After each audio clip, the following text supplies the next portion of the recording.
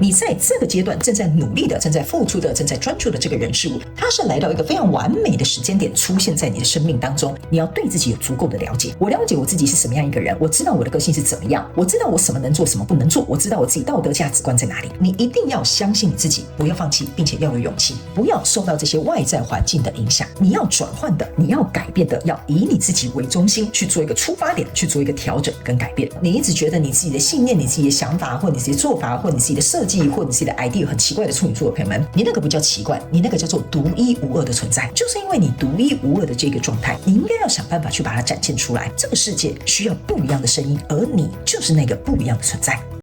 Hello， 各位处女座海底捞的朋友们，大家好，我是 Jane。今天这个影片呢是要给处女座的朋友们的技能量运势牌卡解读哦。那我们技能量运势牌卡解读呢，没有时间上面的限制，所以如果你刚好不是在我们直播的时候看到这一则影片的话呢，我会建议你以当下的这个季节为主，或者是前后推敲3个月的时间，通通都可以哈。影片下方资讯栏有详细的影片使用说明。那当然，我也相信什么时候看见就是最适合你的时间点，所以你可以不需要拘泥时间，在看到影片的当下去享受这些讯息要为你带来的提醒就可以了。 OK， 好，那么今天呢，一样在开场的同时，会跟所有处女座海底捞的朋友们稍微来说明一下有关于我们技能量运势整体架构跟流程啊。首先呢，我们技能量运势牌卡解读有分为上下半场，上半场的部分就是大家看到我目前正在洗牌的这个地方 OK 哈。然后呢我们的上半场呢包含就是大家可以看到各个月份的这个能量场的一个概括跟轮廓，以及呢我们会来在上半场跟大家分享在本季你会有哪些状况让你感到内耗，那也会来分享有关于在本季你可能会拥有哪些潜力，或者是会有哪一些契机或者是转机 OK。 紧接着呢我们就会进入到下半场的延伸牌卡解读。那在下半场的延伸牌卡解读，我们就会分为5大面向来做一个详细的剖析。首先呢，在第一个部分我会先用宇宙验证牌卡来验证我们在上半场要告诉你的这些基本轮廓，我们会详细的解析看看这些关键点啦，或者是有哪些事件会发生啦，或者是有哪些细节你要特别注意。接着呢我们会进入到第2个部分，会来看看每个月份你有哪些需要提升的认知还有这个思维。还有呢在第3个部分我们会来分享有关于各个月份以及本季度你有哪些卡关的课题，我们提供你哪些解决方案可以作为一个参考。第4个部分我们会来看看各个月份以及本季度的过程当中你有哪些需要突破或者是跟成长的地方，值得你期待一下。接着最后我们就会进入到这个大家最喜欢的天使跟宇宙传讯的部分啦，也就是呢会透过传讯者我来听看看天使跟宇宙有什么样的讯息，希望我用口说表达的方式来告诉你 OK 哈。好，那我们也跟新来的朋友们报告一下哈，等一下我在解牌的过程当中我会讲第1个月跟第2个月还有第3个月，这并不代表是今年的1、2、3月份，而是在这个季度的过程当中，就是这3个月的过程当中的首月、次月跟末月。那呢如果你要来到我频道看我的影片，你必须要跟我一起灵活运用妈妈生给我的大脑哈，就是呢等一下呢我们在讲解这个牌卡的过程当中，你要能够灵活运用到套用在你想要对应的交手相关状况、人事物、事件、梦想或目标，或者是关系、投资项目都可以哈。角色可以互换，时间、性别没有限制 OK。 好，那以上报告完毕，我们就准备进入到这一次你的技能量运势牌卡解读。那就请这个处女座海底捞的朋友们给我一点时间，让我去感受你能量场上面的呈现跟细节哦，请稍后哦。Hello， 大家好，我是 Jane， 非常欢迎大家来到我的频道收看我的影片。为了提供给大家更多丰富精彩的内容，在今年我成立了思维手术室社群，想要邀请你一起来灵活运用妈妈生给我们的大脑。那在社群里，我将会带领大家一起练习思维改写，并且提升自我认知，让你在面对生活当中的挑战有更强大的底气以及过人的应变能力。只要点击影片下方的资讯栏，就会看到思维手术室的社群连结以及入群步骤的说明影片。那接下来就让我们一起来看今天精彩的影片内容吧。OK， 好，行，处女座的朋友，我必须要跟你讲哈，你这一季的能量场非常的好，但是呢，但是不要紧张哈，我还没讲完哈，我每次讲但是好像都有人会很紧张哈，但是我要告诉你的意思就是说，因为你要进入下一段应该说下一个高峰了，就是说在这一季你会有非常多合作的契机，会有很有吸引力，就是说你这个人可能会变得很有吸引力。如果你是在对应感情的话呢，会有很多追求者来追求你，那也有可能就是因为你的合作的契机，或者是比如说工作来说，会有同时很多猎人投公司，会有人想要挖角你哈，会导致于呢你在这一季的过程当中哈，你的选择跟决定相对的来说就会变得非常的重要 OK 哈，这个是我觉得可以先恭喜你的。然后呢你大概会在这个季节哈，就这一季的季末差不多就应该可以看得到，或者是找得到你已经下了那个最终的决定。然后呢，大概在第3个月，甚至在往这一个季度再往后一点点，第4个月哈，这个合作或这一个推动或这个你看你在对应什么哈，差不多在那个时候呢，就已经会朝一个新的方向或新的这种发展前进了。OK 哈，好，我们先告诉你一点简单的轮廓，我们就来看你这一次的技能量运势牌卡解读。首先呢，在这一季的第1个月份的过程当中哈，你抽到的是一个圣杯9、圣杯1，还有一个圣杯6。我必须要告诉你哈，当3张圣杯哈同时在一起，而且是特别同时在你同一个月份的过程当中，就代表在这一季的过程呢，你在对应的就是你在对应这个技能量运势牌卡解读的这个人事物哈，是你投入非常多心力，投入非常多心血，但是最重要的是呢，你是对这个东西是有感情的。就算它即使是一份工作，你是热爱这份工作，你是愿意为它牺牲奉献，一段关系哈，你也可以把它想成是说你是真心很爱这个人，你对他投入很多情感。OK 哈，所以这个不管是什么样的人事物，我个人会感觉哈，这个是你从过去因为这个算是一个季度哈，但你这个月份能量场是往回算哈，就是说在过去，甚至我感觉哈，某部分的处女座的朋友们，你这个是在过去6个月之前，这个人事物可能就已经开始在进行的。比如说在6个月之前，你就已经准备创业，或者是6个月之前你就认识这个人。OK 哈，所以在过去这个状况当中呢，我觉得你们在交手的过程当中，或者是在合作，或者是在相处的过程当中，我觉得呢，彼此都是这种相处的蛮愉快的。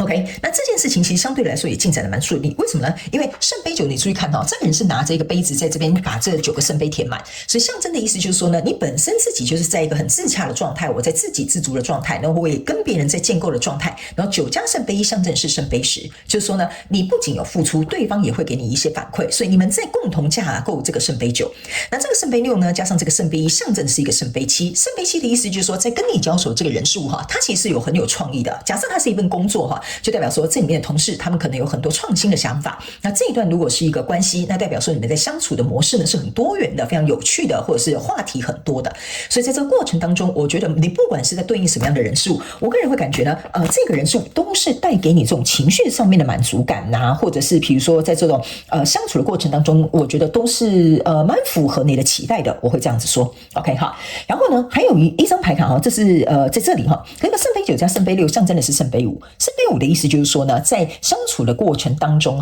其实呢，你们之间可能也会偶尔有一点点的摩擦是什么？矛盾跟对不起矛盾跟摩擦我还自创新的一个字所以你们自己会有一些矛盾跟摩擦，但我觉得都不影响你们。为什么呢？因为你在这里的所有的圣杯都是站立着，就是说你们会把这个冲突跟摩擦还有矛盾视为这是一个提升的一个机会。所以我个人会感觉这个你在对应的交手的人数，我觉得没有什么太大的目前在第1个月没什么太大的问题。所以来到第2个月的时候呢，这是一个钱币4，这是一个圣杯7，然后呢这个是一个权杖6。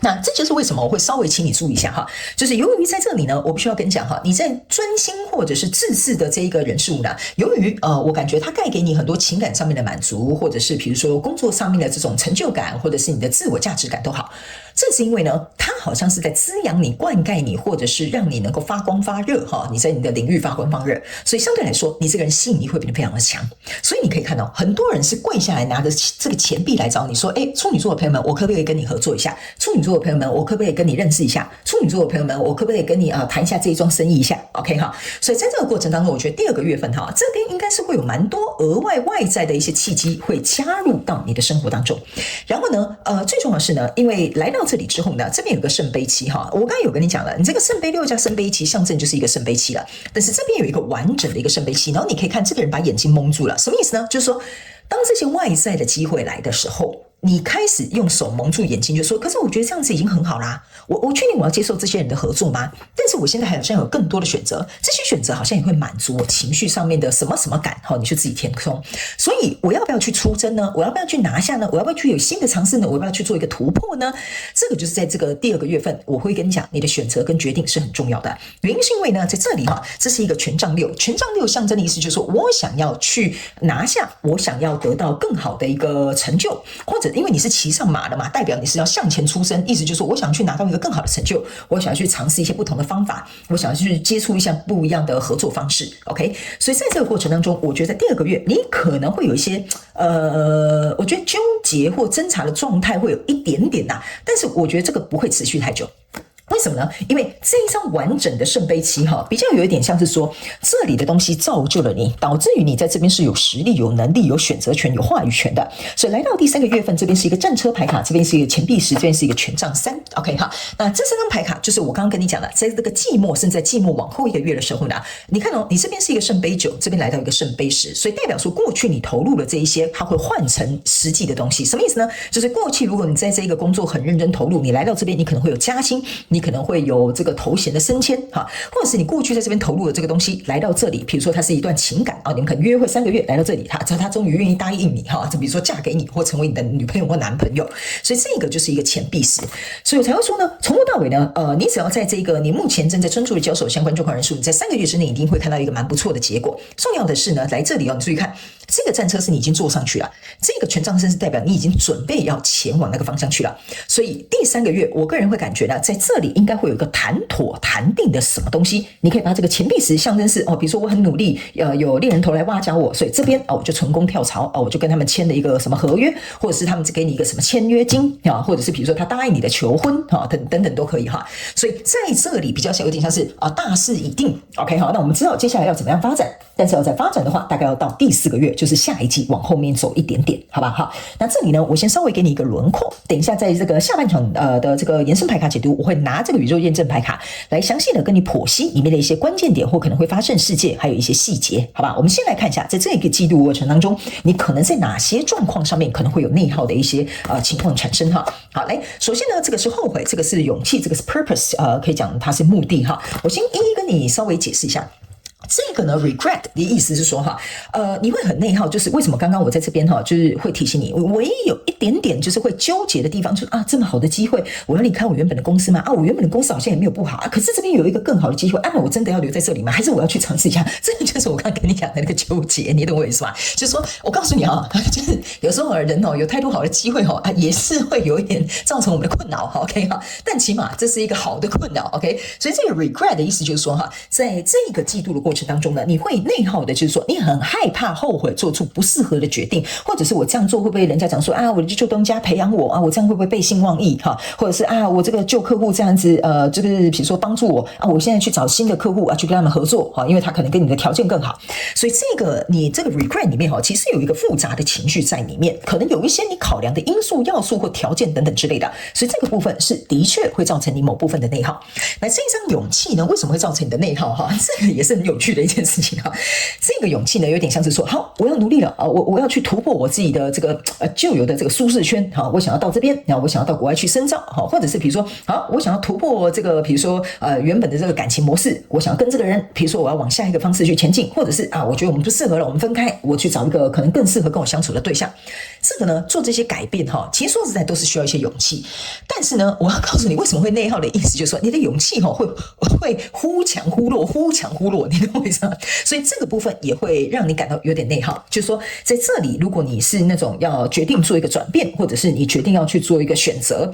那我觉得你的内心一定会有一些不舍，或者是你的内心可能会去衡量一些东西，所以你有没有勇气去下这个果断的决定我觉得这也是会让你内耗的地方，因为你会说今天我有勇气，好，我明天就去离职但我后来想想觉得好像不太对你的勇气又突然消失不见了这个就是一个内耗，你懂我意思吗？所以这两个其实有一点像是异曲同工之妙，就是我有勇气，但我害怕做出后悔的决定我今天没有勇气，我如果万一做了我会不会就是再也没有办法去改变这样的状况或这样的局面所以这两个其实是有点相辅相成的一个状况那来到这边，这是一个 purpose， 这个 purpose 为什么会让你感到内耗的原因，就是因为呢，我个人会感觉这个处女座朋友，我先告诉你你在第3个月这个能量场呢，我会觉得你是朝向，我刚刚有讲了，一开场我就说了，你要来到第2个巅峰了，就是说你在这里已经很不错了，但是你要来到这边有一个巅峰，这个巅峰有点像是你的 purpose， 就是说 you know where you want to go， 就是说你知道你想要去哪里，你知道这个钱币10才是你真正想要去抓住的什么时机啦，或者是你想要得到的合约啦，或者是你想要的下一个阶段的成就啦，或者你的生活蓝图啦，这个是我会觉得在这里第3个月的能量场是你觉得我从这个往前算半年来到这里再往后走这一年，我努力这么久，我辛苦这么久，我不是就是一直在梦寐以求等到这个东西吗？所以呢，这个有点像说我一直都很清楚知道我的目的地在哪里，我想往哪个方向去，但是当它出来的时候，我到底有没有准备好我自己要准备，比如说上这个舞台哈，或比如说去接下这个机会，或者是去改变这样子的模式，这个就是也是会让你感觉到内耗的地方，就是我知道这个目的出现了，但是我到底能不能拿下，我到底准备好了没，这种内耗的这种状态也是会有的。OK 哈，好，那接下来我们来看看这本季你会有哪些潜力或者是哪些契机哈。这个呢就是 you got power，OK 哈，意思就是说你是有力量的。我刚刚有讲了，你这整个季度能量场是很好的。我倒是比较想要去看下半场延伸牌卡解读，想看一些你的细节哈。这就是为什么我会提醒你，你的潜力就是说。